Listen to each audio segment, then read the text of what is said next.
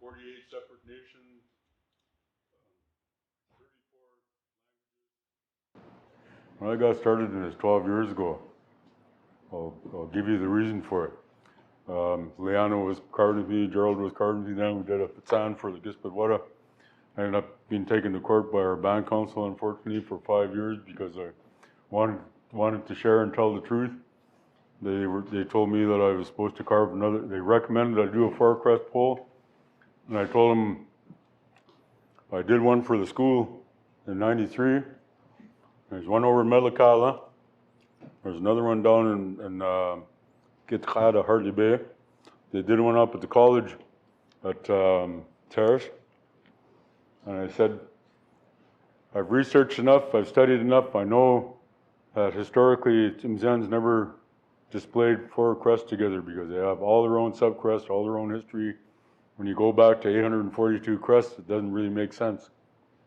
And I said, every one that I've attended, every one I've looked at, there's no history, there's no timelines, there's no Adaawx, there's no songs, and there's no hereditary involvement when they put up 4-crest poles, and most of it was that, what I figured was that they didn't know their history, didn't know the timelines, didn't know any Adaawx, no accompanying songs. So yeah, let's simplify this and just represent everybody all together. You start looking at house groups. Anyways, the inception time talks about the 3 nations that separated at Tsm'syen as the water's coming up. I won't go into all the Adaawx of it, but they said that different canoes drifted off to different places. And where they ended up, one group became Niska, the other group became Guksan, and the Tsm'syen stayed on the coast here during the flood time. From my research and all the information I've garnered, we've been through 5 different floods, backed up by scientific data from the Sea Alaska Corporation in Alaska. They have extensive videos and extensive documents to back up all of the information that I have. And plus, I've studied enough of the Adaawx to know who's there and who was around at the time to document any of that. So our languages are similar. They're based on Tsm'syen, the real true language. Then it gets broken into all these different dialects. Skuusik is a beside language. Don't mind, correct me if I say it wrong because I'm not a Tsm'syen speaker. So Skuusik is called a beside language. Most of it was used in previous times as considered as a high language for in the feast hall. A lot of that has fallen out of use now. Gitsanamach is a dialect that Giksens. There's 2 different dialects that they speak, Gitki Ganiks, and Ganipka is the upriver language. The Tsm'syens probably used to speak at it one time when they traveled up to meet with, there's a language that the Niska and the Giksens used to speak with each other, known as the upriver language. Chinook dialect actually originates out of the tribe out of the mouth of the Columbia River. The extent of the southern ice sheet was right at the Columbia River there. And according to linguists, I do have all the documents and research on what they consider the Penutian dialect. Penutian dialect are 51 different language families, and Somali falls into that. All the tribes in central California spoke a dialect of Somali. And so we go to the Kwakwakiwak, Heltsik, Uchinuch. They couldn't speak the language, so they called them Uikino. They're the ones that ended up becoming the Haisla, the dwellers downriver, and settling in what's now known as Kitimat. So they anglicized a lot of these words, and you look up top with Tsm'syen, we say Adaawx, Niskaya say Ayuk, Giksen say Ayuk. And the language is relatively similar, Lakyup, Lakyip, and Anglask. So what I did was I just tried to make it as simple as possible for people to read it. I do know we have 16 levels to our governance system. I went through the male side, and I just started on the female side, and I didn't have my language teacher with me anymore, so I gave up on it because it's a little bit too hard and complex for me, but I do have all the documentation, all the levels, so 16 levels to our governance system. The vast majority of people only know Sigidamanoch and Smoggit, but we'll get into that a little later. The highest level is Smogidamanoch and Man Smoggit. So with the Kwakwakawak, Haltsuk, Wukinuk, and the Haisla, Kabilas, and Nuyams are their law. Languages they speak Kwakwala, Wikiola, Waikala, Haisla Kala, and they do speak a language called Chinook too. It was a universal language. Their lands are called Waiwais. Kwakwakiwak and are the only ones that use Gigame and Yugome. Gigame translates to face of the tribe. Haislas and the Haltsuk still stick to the older dialect, and they call them Himas. I haven't got an exact interpretation of that one yet. There are different levels to the female side. I still haven't gotten through all of that yet, but it's been pretty complex. I have a whole library on all of these nations too, so this is just to give you kind of a taste of it. Wioma and Umachs are kind of simplified terms. I've learned a lot more about them since then, but Kis Chada, the ancient Haida, their history, I forget what the exact words are for Adaawx, but their history talk about them living in what's now known as Alaska for a minimum of 26,000 years. 14,500 years ago, they moved over to Haida. There's still Neanderthals living over there, haplotype X. Recessive genes are X haplotype. That's where all the redheads come from. You know any redheads? So when they arrived over there, there's no trees over there. It's all grasslands. There's still a few giant-sized animals over there. Megafauna, there's still a few of them that exist over there. The DNA tables for the salmon and all the animals they used to harvest over there. And when they got down to the bottom end of Haida, they talked about fishing olikins out of Tsm'syen, and then they said over a period of time, ravens started rolling up the land, and the water started rising. And I've got all the timelines for that too. They speak a dialect called. There's actually many sub-dialects. There's 4 main dialects, and there's all these sub-dialects. Population over in Haida pre-contact was 30,000. I've got all the ship logs and all the. What they did was they went around. They did a pretty good job of it. They described, they talked, they recorded the name of the village, the name of the Adaawx for the village, which is the head chief that looks after the village. I even hate using that word chief because it has no relevance in our ancestral hereditary system throughout the coast.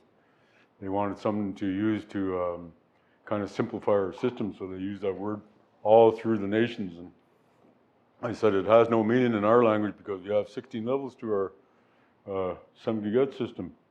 I don't know how to pronounce that, but it's the name of what they use for their land. Haida is an isolate language. There's no other language associated with anywhere in the world.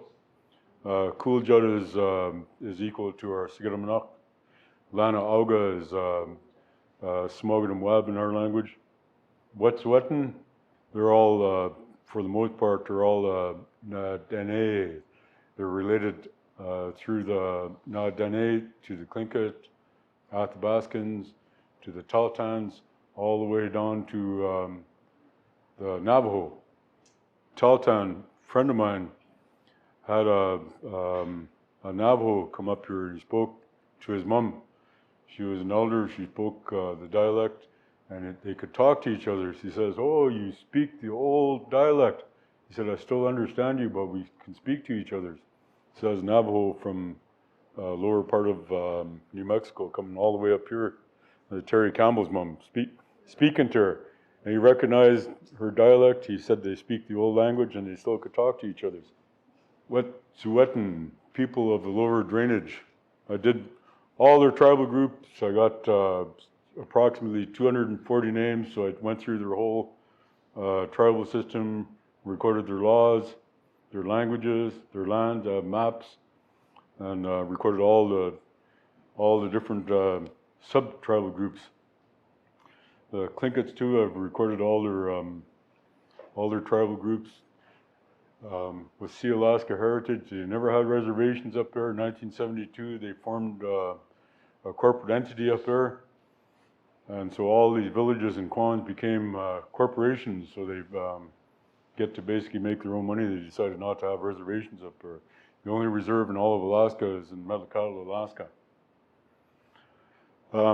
When they first settled up there, on the books, it looks like Duncan went and talked to the American Congress, and all of this land, including what they call Canada and British Columbia, was all under the disguise of the doctrine of discovery.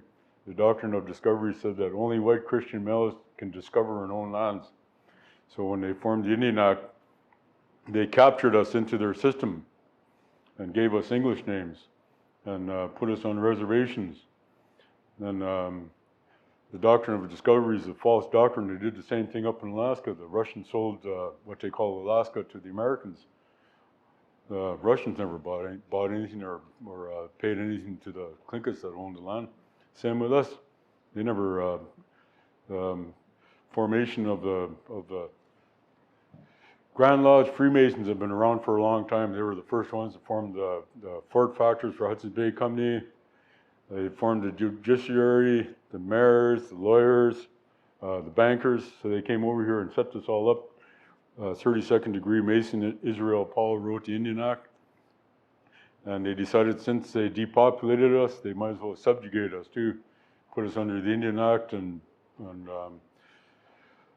Tsm'syen were one of the first ones to change over. The outer villages have retained a bit more cultural history. Giksens were all rounded up about 1952. Quite a few of them were jailed, put in jail for refusal to accept the Indian Act and Indian reserves. So quite a few of them, Smogot East, Billy Blackwater was rounded up when he was a teenager. He only spoke Tsm'syen. He lived on the land. He lived in the longhouse, and so they still retain a high level of fluency up there. They still feast, even though they're a fractured nation. They're broken up in a lot of ways.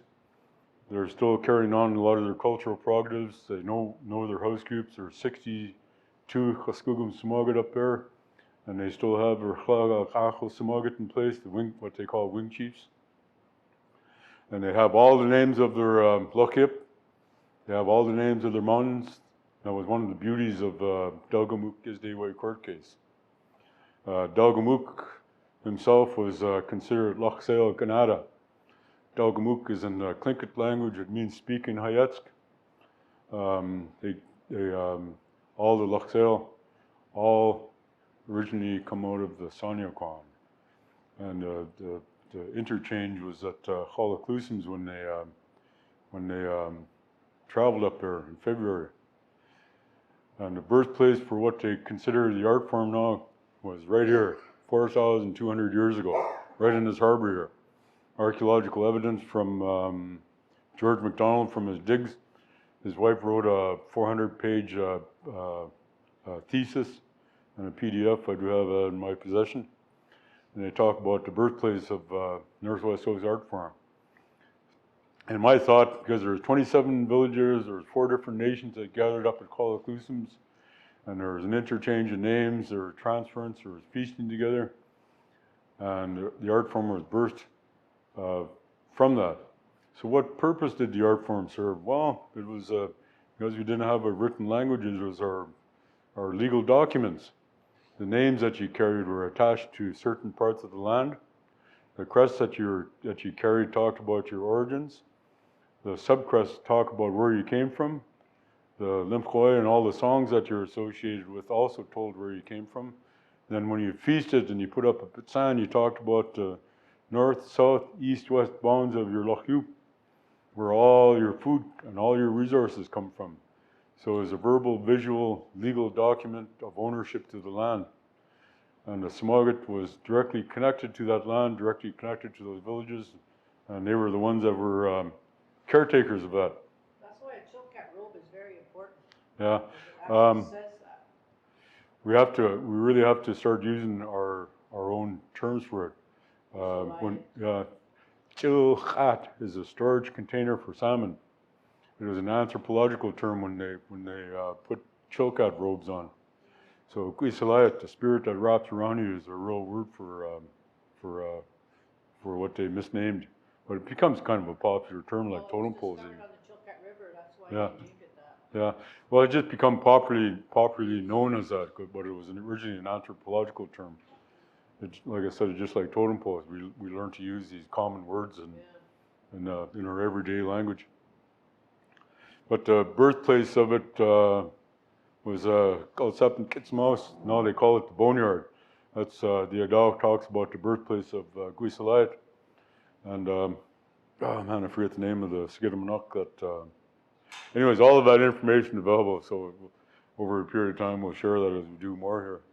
We'll talk about the art form and where it originates out of, and the birthplace of it, and where the Gwinaalth and all the other art forms were birthed at.